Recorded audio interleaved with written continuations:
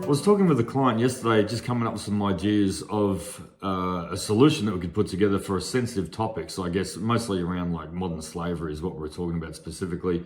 But there are other topics like safety, working with vulnerable young people, PPE, those type of topics too that it may relate to.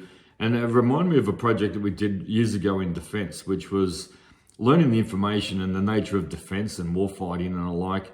And you'd have to learn the realities of war. That was what part of the requirements for training. So there was an element where we covered off the essential part that people needed to know, and then it was almost like a bit where, okay, if you've got the stomach for it, or if you're comfortable, if your appetite is there in terms of comfort levels of understanding the realities of war or the realities of the impact beyond this base level, then you could opt in. So it was almost like maybe like a PG version, an MA version, and then an 18 sort of plus version. So it depends on the level of someone's comfort level to understand the realities of the consequences of not carrying out the actions or not carrying out the actions. And I guess the similar is you could apply for the modern slavery as well, because I know there's a lot of organisations that we're working with a lot doing training around the awareness of modern slavery at the moment.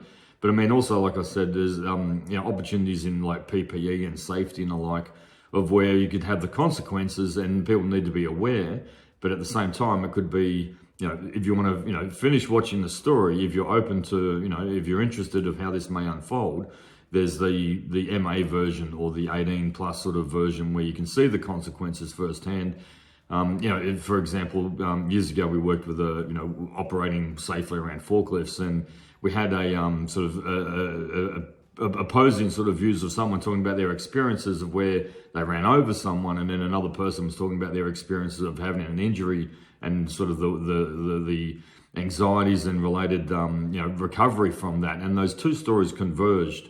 And it was just really powerful because it was the one incident that they were talking about, the person that accidentally ran over someone, and at the same time the person that was the victim, and how that sort of played out. And it certainly resonated with the target audience and the learners to understand not just the theory parts of the actual realities of what can happen. So it's a good example of how you can use details and authentic case studies to resonate with learners, to tell the stories, not just the information and the facts, but to really understand why and the consequences.